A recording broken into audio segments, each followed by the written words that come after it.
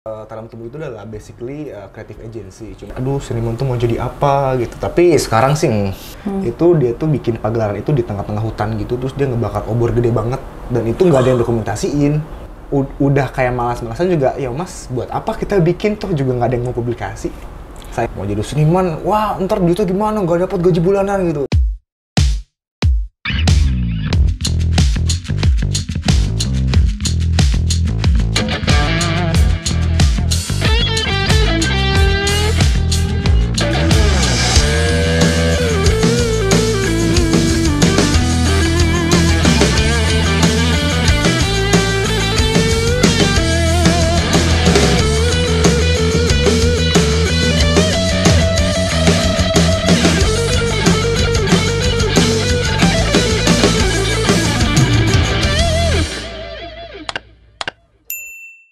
Good day sahabat rock and roll. Wah, ada yang beda nggak sih hari ini episode ini? Karena episode hari ini studionya baru, yaitu di kamar ruang. Terus juga ngopi sendiri, kamar kopi, dan settingan studionya baru. Dan diperawanin langsung sama Barli. Apa kabar? Ternyata kita satu alma mater. Oh iya, tadi pas ngobrol di balik layar gitu kan. Dia di balik layar. Jadi kita sama-sama lulusan Mercu Buana. Emang Mercu Buana lulusannya itu luar biasa. Pak Mul. Sahabat rock and roll, hari ini kita mau ngebahas tentang karir entrepreneur rocknya Barli nih. Dan aku luar biasa dari namanya udah mulai bikin, maksudnya apa nih gitu kan. Apa Barli dan apa pekerjaannya, bagaimana profesinya, kita akan bahas di Entrepreneur Rock. Tapi jangan lupa video ini di like, comment, share, and subscribe.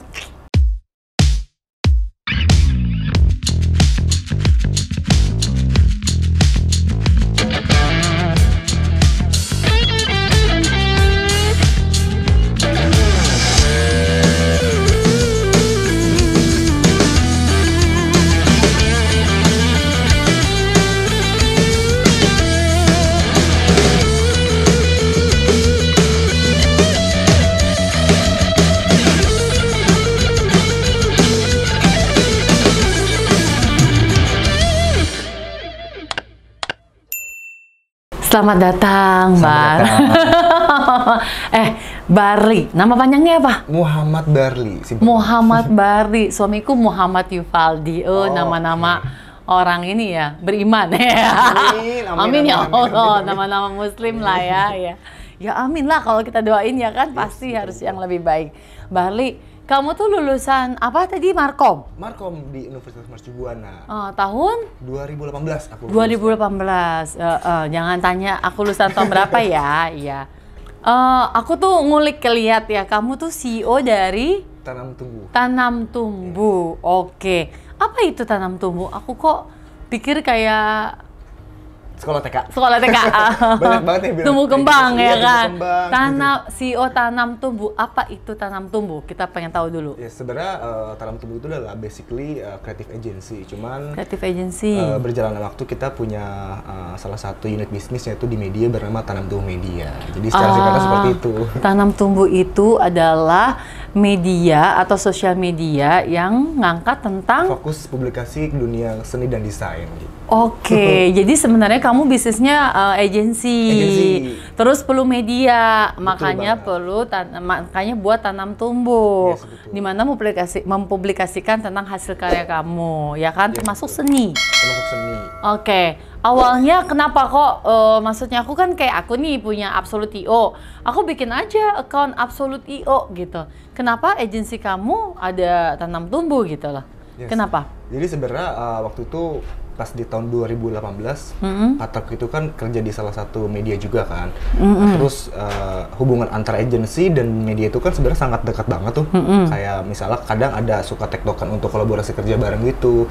Terus pas di tahun 2019 tepatnya tuh partnerku kayak ngasih ide kenapa kita nggak bikin media sendiri atas nama Tanam Tumbuh Media yang khusus publikasi karya-karya seni gitu kan. Nah, tapi sebenarnya jauh ke belakang, dulu tuh kita nggak fokus banget kayak sekarang fokus publikasi dunia seni dan desain. Dulu tuh kita pakai konsep apa ya, tebar jalah lah, kayak kita publish banyak banget kayak berita-berita dari mulai kayak ada fashion juga, terus ada makanan, film, wah pokoknya macam-macam lah. Cuman kan capek ya kita. Capek ya.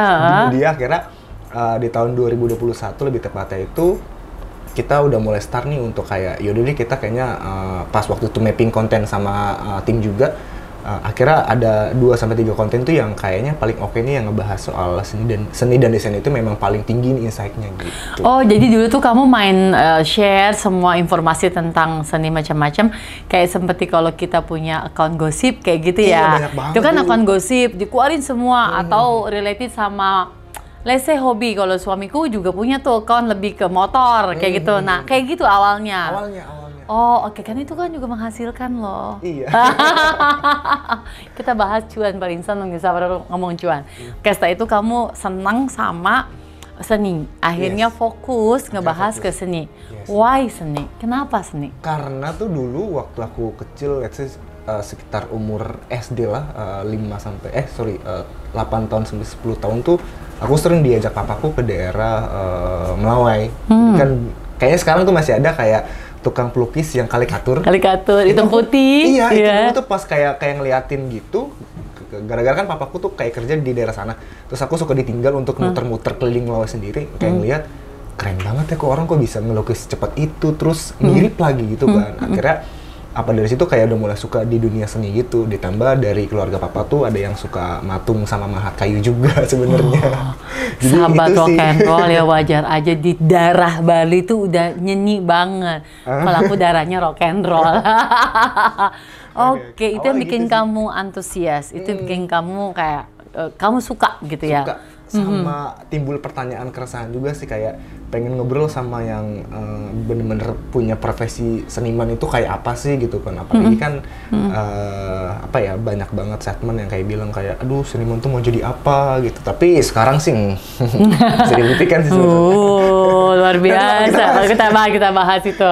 Kita bahas. Iya, aku karena pertama kepo tuh ketika kasih tahu oke gitu. Aku cek, loh kok seni-seni semua ya?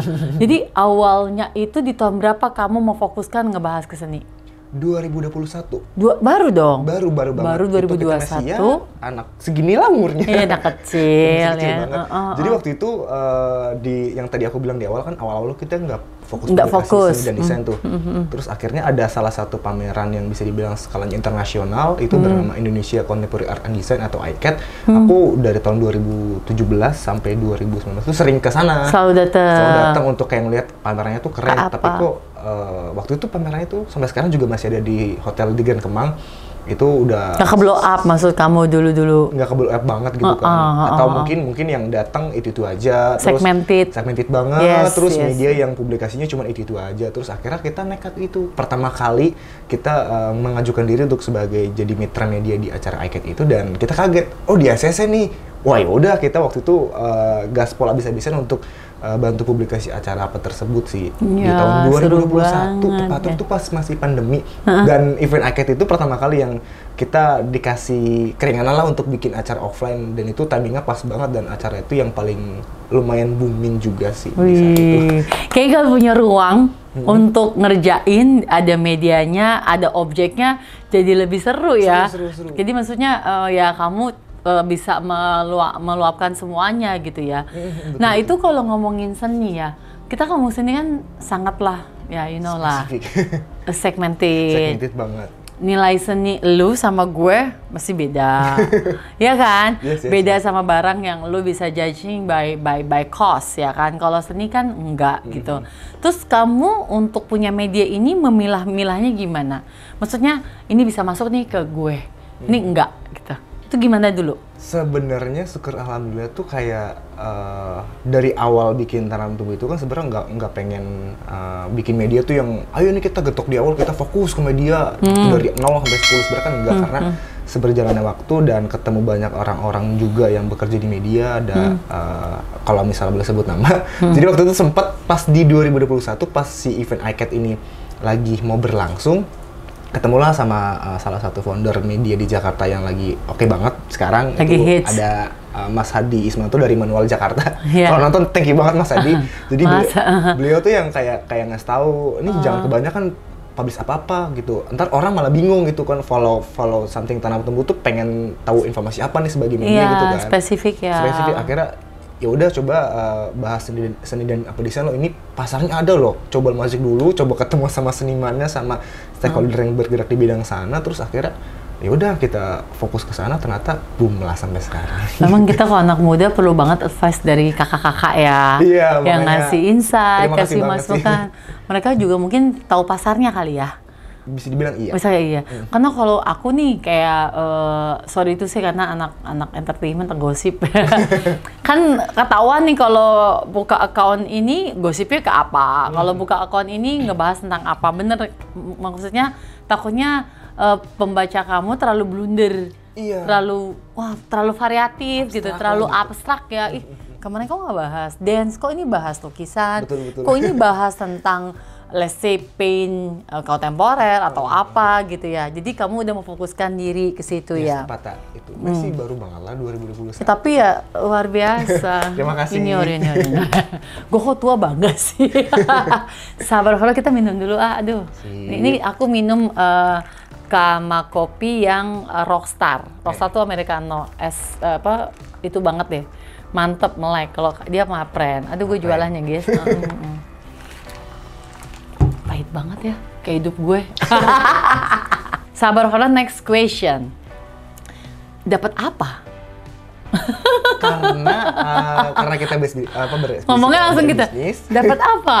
Di sini dapat keuntungan pasti, alhamdulillah. Dapat sama. Ada. Dari apa? Placement publikasi secara eksklusif. Oh, dari let's say venue-nya yang punya, atau yang IO atau promotor yang punya event. Penyelenggara acara. Penyelenggara acara. Oh, oke. Cuman kalau di kita itu sebenarnya tuh apa ya, ada banyak macam metode untuk menghasilkan uang gitu. Salah satunya kalau misalnya publishing eksklusif itu pasti kita ada berbayar.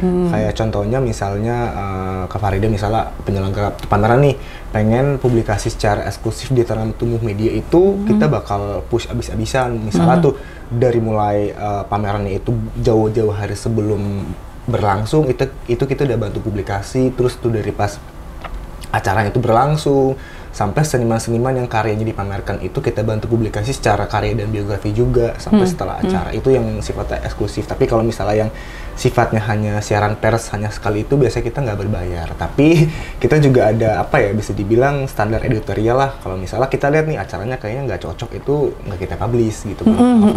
Ya, iya. Kita udah punya standar sendiri gitu sebenarnya sih. Tuh, baru tapi udah punya standarisasi sendiri. Kembali lagi kan, karena kan biar sesuai dengan segmennya kamu. Betul gitu banget. Ya. Red card berarti ya? Red card berapa? Instagram berapa feed dan story gitu? Kalau kita pasti lihat dulu sih acaranya. Bahkan hampir semua yang masuk itu kita minta proposal dulu supaya kita tahu nih, oh ini yang nggak usah berbayar deh, oh ini yang apa berbayar. Jadi variatif sih kalau red card. Oke, sahabat rock and roll, kalian yang mungkin punya event, punya acara hubungannya ke seni ya, hal-hal yang ini bisa juga hubungi Instagram ini dan mungkin kasih proposal tadi. Betul banget. Dari situ baru ketahuan partnershipnya. Betul banget. Oh, dan good news-nya Barli baik banget, dia bisa pilih mana yang berbayar, mana nggak berbayar. Sebut aja temen Kak Farida ya. Pakai channel lagi ya. Oke. Terus sebenarnya kalau misalnya kayak aku nih penyelenggara, aku kan IO juga. Ya, di sini di Kamar Ruang juga kita venue space lah gitu. Aku come up sama ide gitu, terus aku share ke kamu proposalnya gitu. Biasanya yang kamu tanya ke kita penyelenggara, teman-teman yang ada di rumah lebih kemana? Ekspektasi atau account reach? Atau kemana yang lebih kamu janjikan? Ekspektasi sih pasti ada beberapa orang yang datang, terus reach juga pasti, sama lebih ke tujuan-tujuan sisi positifnya sih. Itu karena sebenarnya sih kan kalau misalnya hampir 90% acara yang kita bantu publikasinya itu kan memang ada segi positifnya, entah itu dari lingkungan atau manusianya sendiri kan. Kita lebih mengarah ke sana sih, dan bahkan ada acara yang gede sekalipun itu kita nggak minta bayar, dan kita tahu acaranya itu memang ada harga tiket masuk, itu kita nggak minta bayar. Tapi pas kita lihat ini acara keren banget, kita juga butuh nih, kita tukeran full barter, itu sangat nggak apa-apa. Nggak apa-apa. Karena aku masih melihat dari segi kemanusiaannya juga sih sebenarnya. Kemanusiaan sama kayaknya kamu juga idealis, terlihat sekali. Iya, pasti harus seimbang. Kalau kita suka dan bagus, why not? Ya kan, harus kerjasama. Tapi punten atau bertanya, kalau ngomongin seniman gitu kan, identiknya banyak juga seniman yang maaf belum mampu atau apa buat membayar kamu segala macam. Itu gimana menghilangkan bahasa-bahasa seniman? Pertanyaan sangat menarik karena ini sering banget terjadi. Jadi kan biasanya kalau misalnya kita ngomongin penyelenggara pameran, contoh yang kayak si iCat kemarin itu kan yang memang udah kayak proper lah dari segi dia kontak kita tuh seperti apa, terus kirim proposal seperti apa, cara mereka ke kita. Karena mereka experience gitu kan. Tapi kan banyak kayak seniman-seniman muda yang masih berkutat dengan kolektif misalnya di daerah itu kan. Tuh kadang kita kayak sedih gitu, acaranya tuh keren banget lihat proposal kan. Cuman pas ngelihat emailnya kok kayak asal kirim aja, nggak dituju buat siapa, itu kan malah tuh kalau misalnya kita lihat acaranya keren, terus ini keren, malah kita bantuin. Ada siaran persnya atau enggak, ada materi visual apa enggak, kalau ada kita minta dong untuk kita bantu publikasi, nggak usah bayar, nggak apa-apa deh gitu. Cuman kita maaf nggak bisa kesana.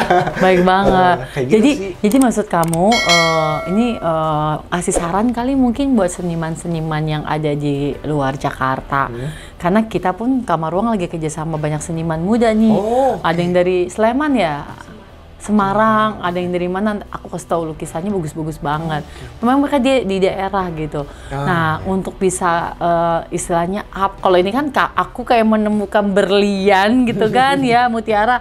Ini bagus banget sih, kok gak ketahuan gitu. Itu yang sering terjadi. Terus dia ada di galeri pun nggak banyak. Itu kalau aku nggak jalan-jalan ke Kemang, aku juga mungkin nggak tahu ada pelukis ABC itu gitu kan. Advice dong dari kamu sebagai ya bisa dibilang entrepreneur profesional yang ngerti seni dan punya media juga di Tanam Tumbuh, bagaimana seniman ini memaksimalkan, memperkenalkan, memaksimalkan dan juga menjual ya pasti hasilnya. Kasih advice. Kalau saran itu dari aku sih jangan malu untuk nge-publish tuh karya di platform sosial media. Contohnya paling gampang itu adalah Instagram gitu. Karena banyak banget tuh dari seniman yang aku temuin ya, dia karyanya itu bagus-bagus banget, cuman kayak nggak tahu cara ngejualnya seperti apa. Itu kadang kita DM secara pribadi pakai Instagram personal Tanam Tumbuh gitu, untuk kayak ngajak kenalan secara apa, udah masuk ke galeri apa belum, terus karyanya itu dipamerin di mana aja udah apa belum. Kalau misalnya sekiranya kayak masih agak-agak nggak pede, itu bahkan kita bisa cariin art gallery yang mau nampung apa karyanya gitu. Kok bisa bantu? Bisa. Tuh ini nih Instagramnya nih. Tapi itu tergantung pihak dari si pihak pamer apa. Iya, penyelenggara yang gitu, galeri ya. Gitu. Tapi maksudnya secara channel ya, Barli bisa support. Tapi pasti keputusan kan kadang-kadang kan galeri juga based on tema juga. Terus juga based on aliran ya. Iya betul. Kalau rock kan genre, ini aliran gitu ya. Dia tergantung gitu ya. Terus pertanyaan terakhir, kamu sering nemuin yang aku ceritain nggak? Tadi aku seperti menemukan berlian, mutiara gitu. Ternyata bagus gitu dan jauh gitu. Sering nggak? Banget. Sering banget ya? Sampai sekarang pun banget. Tuh Indonesia emang keren-keren hasilnya. Terus? Jadi waktu itu tuh nggak jauh dari sini mungkin itu. Sebut nama dong, sebut nama. Waktu itu ada komunitas namanya, aduh aku lupa lagi. Pokoknya di daerah Lebak Banten. Lebak Banten itu kan nggak jauh dari sini lah ya. Dekat banget. Itu waktu itu ada komunitas tari daerah sana asli gitu. Itu dia tuh bikin pagelaran itu di tengah-tengah hutan gitu. Terus dia ngebakar obor gede banget. Dan itu nggak ada yang dokumentasiin. Itu kan sayang banget. Dan waktu itu aku kan punya tim research juga untuk kayak nyari komunitas-komunitas yang ada di kota-kota kecil gitu kan. Dan akhirnya ketemu ini komunitas. Akhirnya waktu itu kayak kenalan, dan mereka tuh malah saking kayak udah kayak malas-malasan juga, ya mas buat apa kita bikin, toh juga nggak ada yang mau publikasi. Sayang banget. Sayang banget. Padahal pas kita lihat sampai follow-followan. Itu keren banget, iya ya. Ini acaranya keren banget, kok nggak ada yang tahu gitu. Itu sampel kamu di Tangerang. Belum lagi sampel lagi di Jawa, banyak banget. Kalimantan, Indonesia tuh luas banget ya. Jadi mungkin yang ada di rumah mesti sering-sering ngulik ya, ngecek gitu ya. Ya media-media seperti yang Bali punya gitu, biar lebih ke blow up gitu ya. Siapa tahu sekarang akhirnya kamu bisa ketemu sama mereka, sekarang free, nextnya jadi tujuan wisata nih. Betul banget. Mas Menteri tuh, Mas Sandiaga Uno tuh, Mas Menteri tuh sangat butuh banget tempat-tempat atau destinasi yang bisa memberikan nilai wisata plus gitu ya, dengan tadi event-eventnya luar biasa. Nah ini yang sampai sekarang ya event gua pun orang tua gitu ya, anak aku mau jadi seniman gitu. Stigmanya tuh kayak maaf nggak mampu, nggak sukses, miskin lah bahasanya gitu ya. Ini bahasa-bahasa anak Gen Z tuh udah yang cuan, miskin gitu. Gimana tuh tentang stigma kalimat itu, kata itu? Ini pertanyaan menarik banget. Karena dulu pun aku juga sama waktu itu pas masih mungkin SMA gitu kan, mau jadi seniman, wah ntar duitnya gimana, nggak dapat gaji bulanan gitu. Tapi pas ngobrol langsung sama si senimannya, sama penyelenggara si pameran itu, ternyata oh kenceng banget tuh duitnya ya. Kenceng ya. Dan per lukisan, Beb. Per lukisan dan per proyek juga, dan sekarang tuh udah banyak banget kayak seniman-seniman yang dari Indonesia tuh kayak collab sama brand, dan itu fantastis banget kan, dibayarnya seberapa gitu. Itu jadi enggak ya, itu salah. Dan makanya sekarang tuh udah ada hashtag museum dead gitu, karena orang-orang tuh udah ada aware ke dunia kesenian juga sebenarnya sih. Iya, museum apa? Museum dead. Museum dead? Apa Iya, itu maksudnya? Kayak di TikTok, di Instagram, jadi kayak hashtag. Jadi tuh kayak di art gallery itu udah kayak jadi apa ya, tempat hangout liburan gitu, selain mall atau tempat yang lainnya gitu. Iya. Udah banyak banget sekarang. Jadi kita yang anak yang mau jadi seniman, kita support ya. Tapi kalau udah talented, bisa menjual dan bisa ke luar negeri ya. Betul. Sama waktu itu sempat ketemu sama seniman dari Jogja, beliau bernama Mas Ujihan Handoko.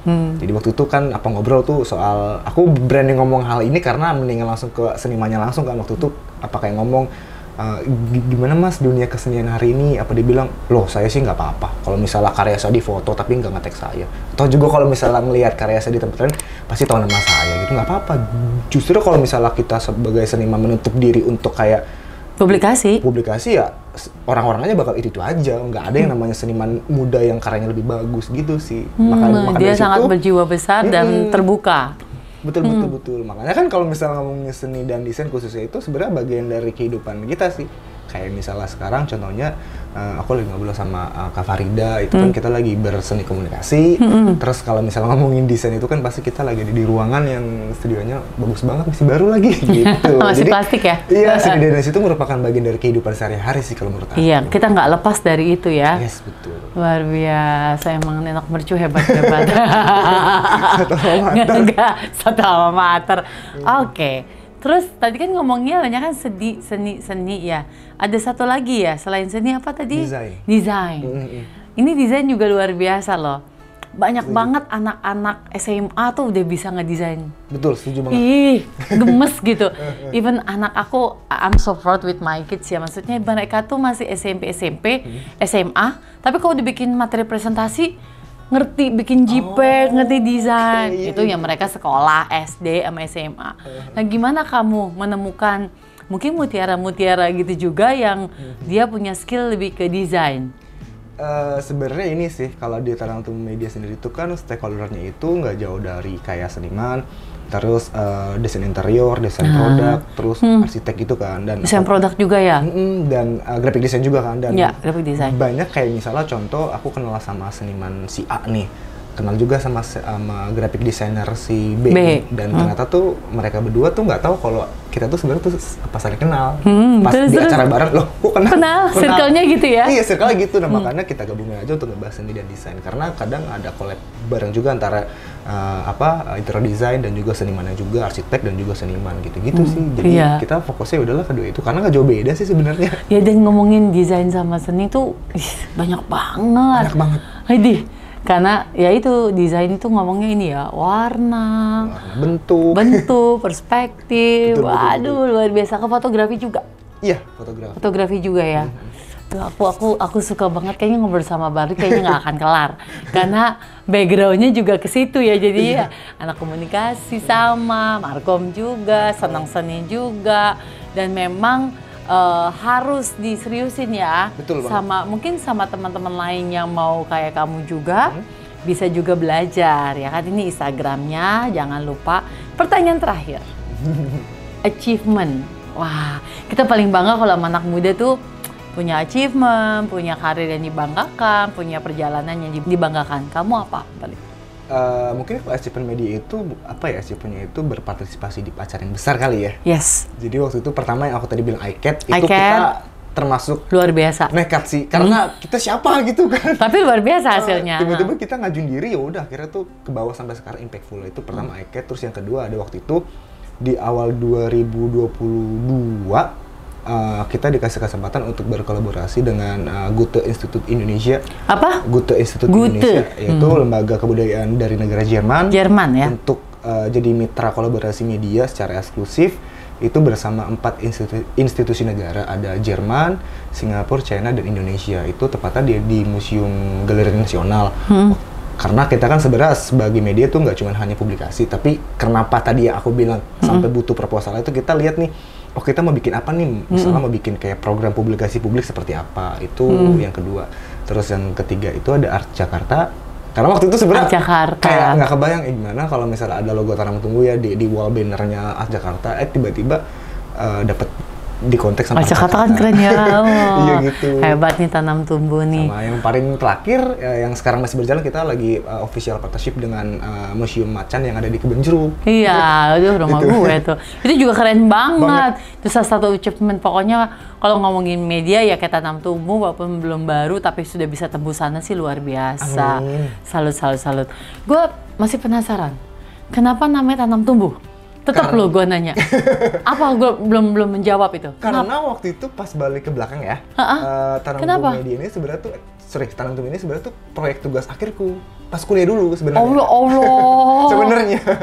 Tanam Tumbuh. Iya. Jadi kan dulu tuh waktu itu pas aku lagi pengen ngurusin tugas akhir itu, dikasih tantangan ini ada output dari tugas akhir yang baru nih. Biasanya kan anak-anak advertising, anak markom kan cuman bikin karya itu S1 ya? TVC kan. Cuman ini ada 2 lagi nih, ada event management sama ada content marketing gitu kan. Oke, event management udah diambil sama tim sebelah, terus tinggal sisa 1 nih, ada content marketing kan. Ini ngapain gitu kan? Ini ngapain bikin konten cari klien? Lah, kliennya siapa gitu kan? Bingung. Akhirnya waktu itu ya udah ke cari klien. Waktu itu ketemu ada coffee shop di daerah Bintaro untuk kita tawarin gitu. Dan itu pertama kalinya kita bikin deck penawaran, terus kita tulis briefnya tuh mau bikin apa aja gitu. Ya udah akhirnya sosmed ya, strategi sosial media. Kita bikin strategi content marketing gitu. Ya udah waktu itu pas udah mau dikirim invoice-nya, nggak boleh nih pakai nama pribadi, harus nama tim. Akhirnya bikin namanya apa ya? Nah, sebenarnya nama Tanam Tumbuh ini udah aku siapin udah dari lama sih, dari SMP mungkin. Kenapa namanya Tanam Tumbuh? Karena apapun yang kita tanam itu yang bakal tumbuh sih. Berbuat baik itu yang bakal jadi kebaikan juga. Iya, engkau yang menanam, engkau yang menuai. Oh, itu maksudnya ke situ ya. Iya. Tapi dikecein jadi Tanam Tumbuh. Keren banget, thank you, luar biasa Barli. Kayaknya banyak banget, sangat inspiratif. Ini menjadi pengusaha muda, banyak cara ternyata. Banyak banget cara. Dan lu juga dapet passionnya, dapet jalannya, sukses terus buat teman-teman di Tanam Tumbuh dan juga teman-teman yang terlibat. Semangat dan semoga makin sering menemukan seniman-seniman, desainer-desainer yang luar biasa dan bisa di-share di sosial medianya dan Tanam Tumbuh yang bisa kita nikmati, ya kan? Sekali lagi thank you, sampai ketemu lagi. Semoga kita ketemu di event besar. Ya, jangan lupa undang-undang Ibu Cantik Rock and Roll. Sampai ketemu lagi sahabat Rock and Roll, bye.